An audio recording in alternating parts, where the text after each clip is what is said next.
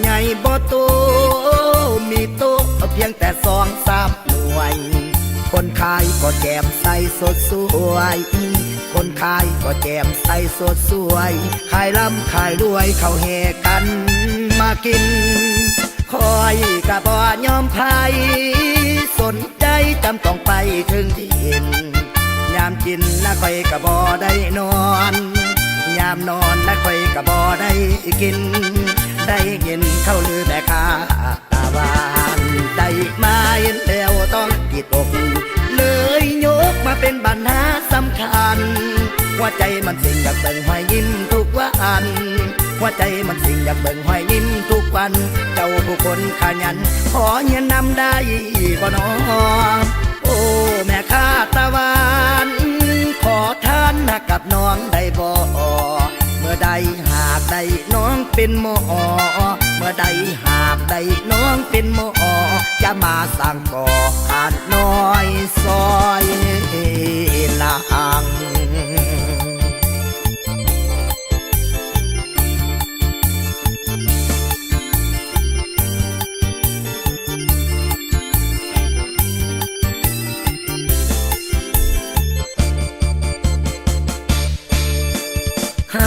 บ่ใหญ่บ่โต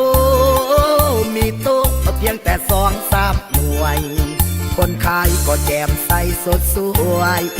คนขายก็แจ่มใสสดสวยขายร่ำขายรวยเขาแห่กันมากินคอยกะบ่ยอมไผสนใจจำต้องไปถึงที่เห็นยามกินนะคอยกะบ่ได้นอนยามนอนนะคอยกะบ่ได้กินได้ยินเขาลือแม่ค้าตาหวานได้มาเห็นแล้วต้องติดอก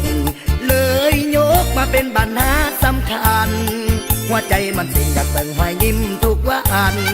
หัวใจมันสิ่งอยากเบิ่งหอยยิ้มทุกวันเจ้าผู้คนขยันขอเงินนำได้บ่น้อโอ้แม่ค้าตาหวานขอทานนะกับน้องได้บ่เมื่อใดหากได้น้องเป็นหมอ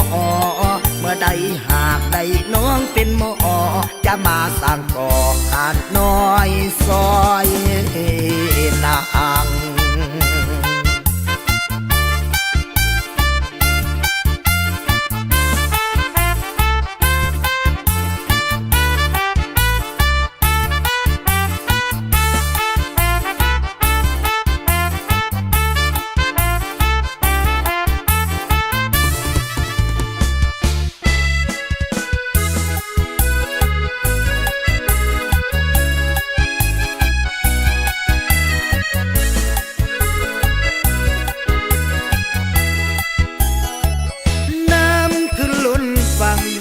ท่วมทางบันพมตินเบียพี่น้องต้องถึกสูญเสียปันหอมถินเพียเสียพลละปูจูงเอาหัวควายคนควายมั่งเพหานหูอุ้มเอาหลานอุ้มเอาลูกก็ถึกน้ำท่วมบ่ลงน้ำคลองไหลหลังไหลท่วมทางผ่านเข้าในนาพี่น้องต้องหลั่งน้ำตาเหี่ยวลงทุ่งนาน้ำท่วมล้นพงถ้าแขกสายฝนสิทานไปน้ำขึ้นจนพงที่เครือตายเกียงบ่จงน้ำบ่ยอมลงโทษสร้างใจดำลงเรือลงแพแก่ของป่าเขื่อนไกลห่างข้ามทงแกนป่ายางหรือทางบ้านสารคามเทวันเจ้าเอ๋ยบ่เลยสินาใจดำปล่อยให้ฝนตกลงน้ำปล่อยให้น้ำท่วมเมืองสายฝนน้ำคลองไหลหลังแม้นแต่ทางเดียวนั้นบ่มีไว้โอยต้องถือพัดนี้แสนเต็มที่แท่นอพี่น้องขอวอนเทวานาคานั้นสวยปกป้องปีหน้าอย่าให้น้ำนองอย่าให้น้ำของขึ้นท่วมทินที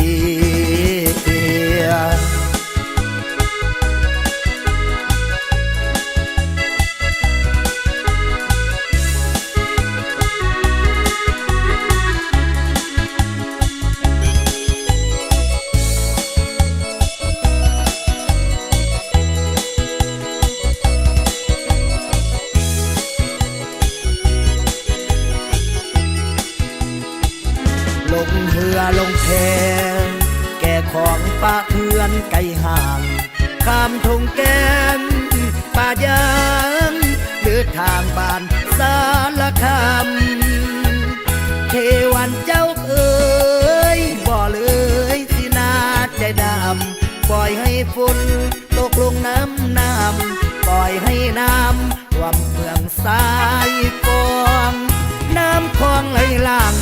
แม้นแต่ทางเที่ยวนั้นบ่มีไว้โอยต้องถือพัดหนี้แสนเต็มที่แท่นอพี่น้องขอวอนเทวานาคานั้นสวยปกป้องปีหน้าอย่าให้น้ำนองอย่าให้น้ำของขึ้นท่วมทินที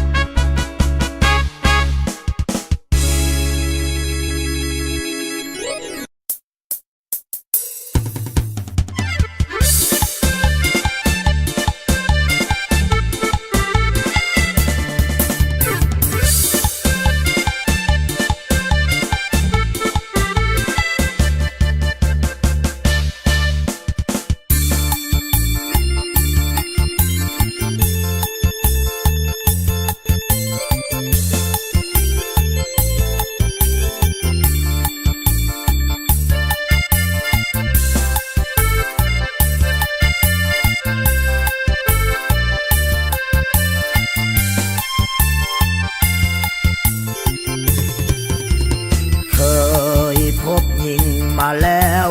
หลายหลายบ่เคยสนใจบ่เคยหักไผจนสุดหัวใจเสื้อแดงเสื้อเหลืองก็มีผู้จนผู้มีก็หลายบ่เคยอะไรบ่เคยใฝ่ฝันพอพบหญิงคนใส่เสื้อเขียวหัวใจโน้มเหนียวลงหักเสื้อเขียวนั้นอยู่ทุกวันคิดถึงหอยยิ้มแสนหวานคิดถึงสาบานในคืนนั้นตราบชั่วสี่วันหักเดียวแน่นอนเปิดวิทยุเปิดฟังเบิ่งดูอย่าเฝ้าหลับนอนมีภัยคนหนึ่งคิดถึงเจ้าอยู่บางอ่อนคนนี้เขาห้องเพลงวอนลงหักงามงอนเสื้อเขียวบางบางพอเสียงเพลงดังแววมาหาขอนางเจ้าอย่าคิดนินทาหรือว่าเกลียดชังมีแฟนนักฮ้องนั่นแหละดีฮับห้องบ่มีผิดหวังย่านแต่นวลนางน้องเจ้าอย่าลวง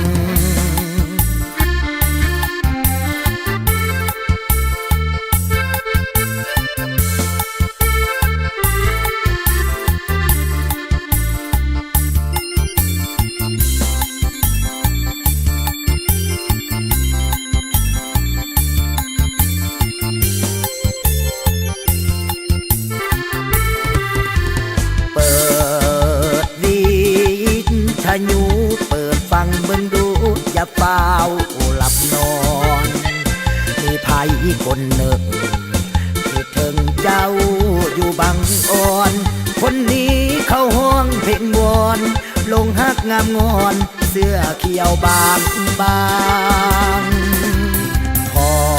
เสียงเพลงดังแววมาหาขอนางเจ้าอย่าคิดนินทาหรือว่าเดียดสังมีแฟนนักฮ้องนั่นแหละดีฮับห้องบ่มีผิดหวัง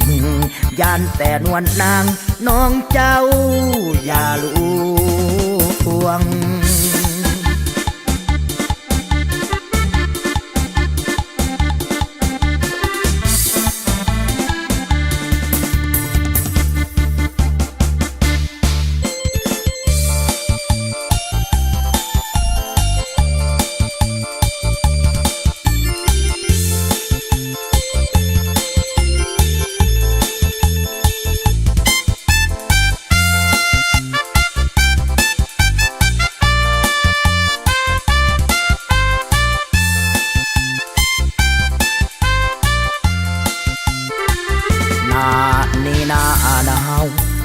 าวจงหาคู่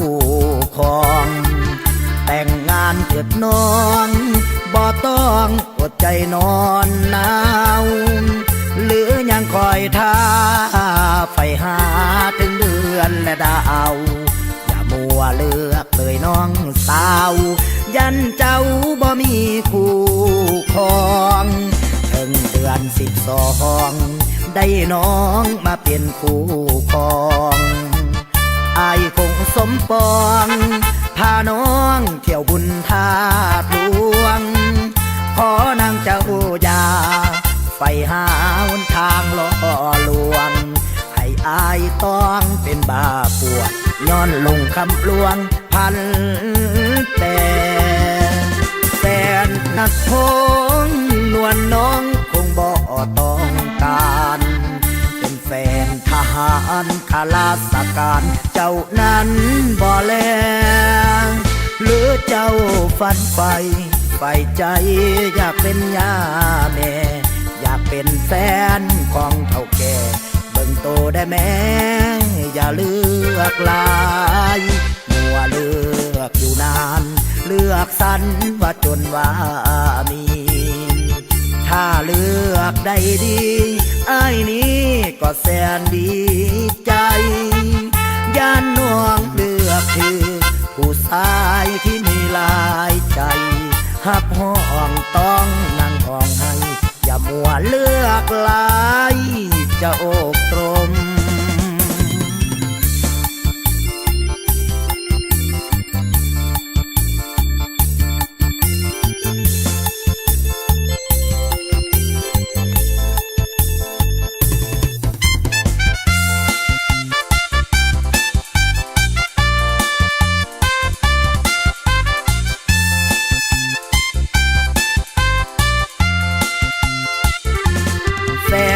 นักพงนวลน้องคงบ่ต้องการเป็นแฟนทหารข้าราชการเจ้านั้นบ่แลหรือเจ้าฝันไฟใจอยากเป็นย่าแม่อยากเป็นแฟนของเฒ่าแก่เบิ่งโตได้แม่อย่าเลือกลายมัวเลือกอยู่นานเลือกสันว่าจนว่ามีถ้าเลือกได้ดีอ้ายนี้ก็แสนดีใจย่านน้องเลือกถือผู้ชายที่มีหลายใจหับห้องต้องนั่งห้องให้อย่ามัวเลือกหลายจะอกตรม